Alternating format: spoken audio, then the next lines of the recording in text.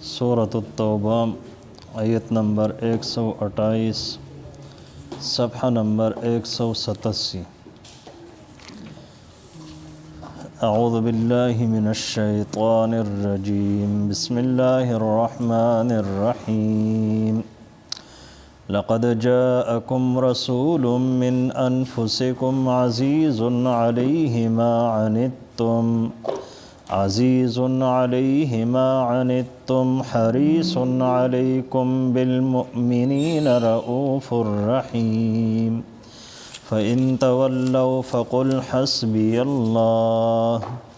ला इलाहा इल्ला हुवा अलैहि तवक्कलतु व हुवा रब्बुल अर्शिल अज़ीम। रब्बिश्रह ली सदरी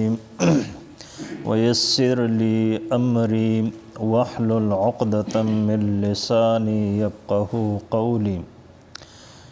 दे दो आयतों के अल्लाह रब्बुल आलमीन द दे सूरत खुलासा ज़िक्र कई पे यौ बल अंदाज़ बांधी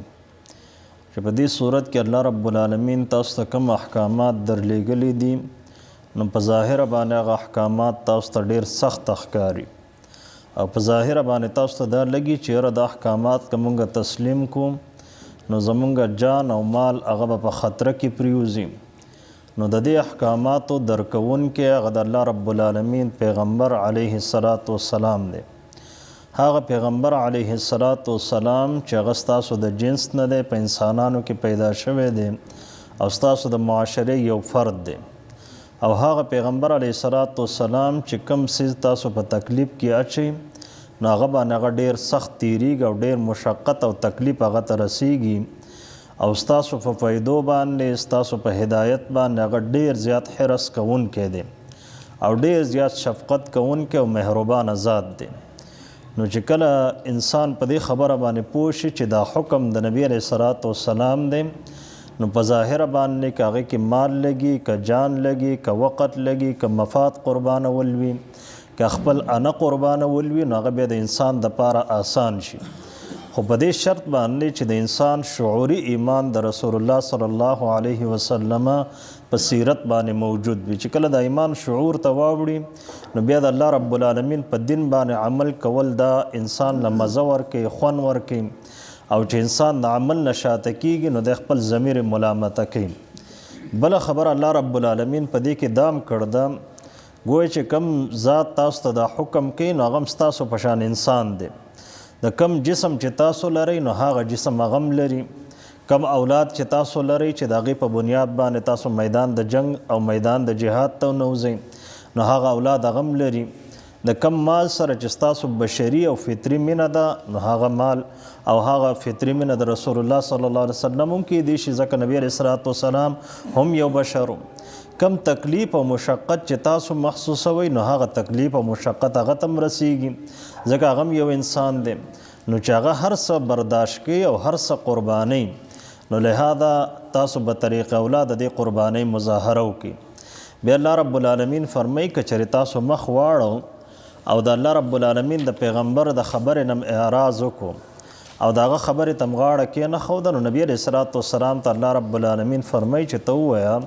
चे ज़मा द पारा काफ़ी दे अल्लाह रब्बुल आलमीन हागा अल्लाह रब्बुल आलमीन चे दागना अलावा बल माबूद बरहक़ निश्ता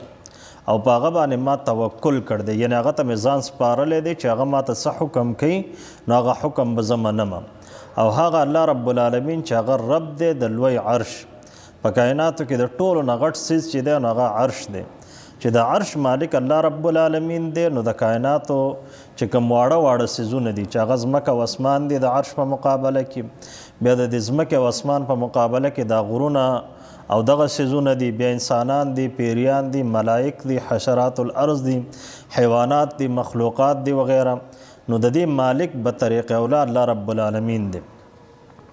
बेद आखिरने आयत चे दे मुताल्लिक़ हाफ़िज़ इब्न कसीर रहमहुल्लाह यो असर रा नक़ल कर दे द हज़रत उम्मे दरदा रज़ियल्लाहु ताला अन्हा आगा फ़रमाई चे कल इंसान पर यो मुशक्क़त की प्रियूज़ी और दा आयत वकरत हुई प बिस्मिल्लाह सरम दा हस्बी अल्लाहु ला इलाहा इल्ला हु अलैहि तवक्कलतु व हुवा रब्बुल अर्शिल अज़ीम इंसान दे वक्ती तौर बानी मुशक्क़त के प्रियवती او کلک عقیده دې په دې باندې موجود وي او دغه آیت تا د و پیری وي نو حافظ ابن کثیر رحمه الله د ام الدرداء رضی الله تعالی عنه نه دا نقل کړ دی چې انسان دا و پیری وي نو الله رب العالمین به د مشکل هغه خامخا حل کوي.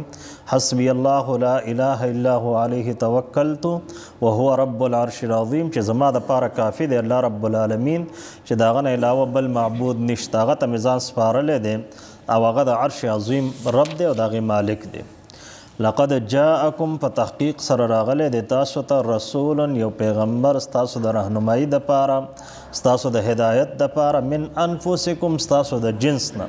یعنی هغه هم ستاسو په شان یو انسان دی، جدا مخلوق نه دی. کم ضروریات چې تاسو لري نو هغه ضروریات هغه هم لري، کم درد او تکلیف چې تاسو محسوسوئ نو هغه درد او تکلیف هغه هم محسوسوئ. عزیز علیه ګران دی په هغه باندې ما هغه څه عنتم چې تاسو په مشقت کې اچئ. پیغمبر ستاسو په تکلیف باندې ستاسو نه زیات خفه کیږي. حریص علیکم او ډیر زیات حرص لري علیکم په تاسو باندې، یعنی ستاسو په پیدو باندې ستاسو په هدایت باندې، بالمؤمنین رؤوف الرحیم او په مؤمنانو باندې انتهایی شفقت کوونکی دی او رحیم او ډیر زیات مهربان دی. دا د الله رب العالمین په اسماء حسناو کې دي، الرؤوف او الرحیم دا د الله رب العالمین اسماء حسناو کې دي. او دلته الله رب العالمین ګوره دغه انتهایی شفقت د وجې نه او د انتهایی رحمت د وجې نه دغه صفات نبی علیه الصلاة والسلام ته ورکړي دي. نو د عقل تقاضا ده چې انسان د الله رب العالمین پیغمبر ومني، او د عقل تقاضا ده چې انسان د الله رب العالمین د پیغمبر د هدایاتو قدر وکړي، او د عقل تقاضا ده چې انسان د الله رب العالمین د پیغمبر عزت او احترام وساتي. څوک چې دا نه کوي د الله رب العالمین پیغمبر نه مني، یا د هغه په هدایاتو باندې عمل نه کوي، یا د هغه توهین او سپکاوی کوي، نو ګویا کې د عقل نم خالی دی او د الله رب العالمین چې کوم غټ نعمت دی شعور د هغې نه الله رب العالمین د خالی پیدا کړ دی. ځکه د احسان تقاضا خو دا ده چې په انسان باندې په کائنات کې د الله رب العالمین نه پس که غټ احسانات په انسانیت باندې موجود دي. انسانیت څه چې په حیواناتو باندې موجود دي نو هغه صرف او صرف د الله رب العالمین د پیغمبر دي. نو چې کوم انسان د الله رب العالمین د پیغمبر احسانات نه مني نو هغه انسان د چا محسن نشي کېدی. عمر فاروق رضی الله تعالی عنه به چې کله گورنرانو ته یو خط لیږو نو د هغې سرنامه به دا وه چې فإن اهم امورکم عندي الصلاة، چې زما په نظم باندې ستاسو د ټولو نه غټه ذمهداري چې دا نو هغه د مونځ قیام دی، اقامت الصلاة چې ورته ویلی کېږي چې د مونځ دپاره ماحول جوړ کړي. او بیا به وجه دا لیکلی چې یاره څوک د الله رب العالمین عبادت نه کوي او د الله رب العالمین احسانات په ځان باندې نه تسلیموي نو دغه انسان زما په کار نشي راتلی. نو دغه اصول دی چې کوم انسان د الله رب العالمین د پیغمبر او د الله رب العالمین د هدایاتو باندې عمل نه کوي نو دا انسان نه د پلار په کار راتلی شي، نه د ګاونډي په کار راتلی شي. که دا د پلار دی نو د اولاد په کار نشي راتلی، ځکه چې کوم انسان د ځان سره غداري کوي او د ځان سره بېوفایي کوي نو هغه د هېچا په کار نشي راتلی. فإن تولوا که چېرې تاسو مخ واړو فقل ورته وایي د الله پیغمبر علیه الصلاة والسلام حسبی الله، اتمام حجت به وکړه، ټول هر څه ورته بیان کړه. د هغې نه پس که دیو نه مني نو ته ووایه چې زما دپاره کافي دی الله رب العالمین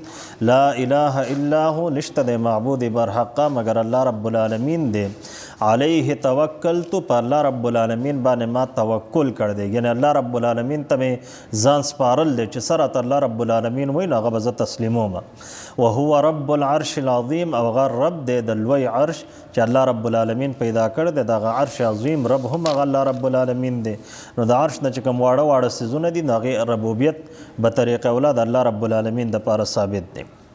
لقد جاءکم په تحقیق سره راغلی دی تاسو رسول یو پیغمبر من انفسکم ستاسو د جنس نه، عزیز علیه ګران وي په هغه باندې ما هغه څه عنتم چې تاسو په مشقت کې اچئ. حریص علیکم ستاسو په پیدو باندې او ستاسو په هدایت باندې ډیر زیات حرسناک دی. بالمؤمنین رؤوف الرحیم، په مؤمنانو باندې شفقت کوونکی مهربانه دی. فإن تولوا کچرې تاسو مخ واړو فقل نو ته ورته ووایه د الله پیغمبر علیه الصلاة والسلام حسبی الله، کافي دی الله رب العالمین زما دپاره، لا اله الا هو، نشته دی معبود برحقه مگر الله رب العالمین دی. علیه توکلتو، په الله رب العالمین باندې زه بروسه کوم، توکل کوم، ځان ورته سپارم. وهو رب العرش العظیم، الله رب العالمین د لوی عرش رب دی. واخر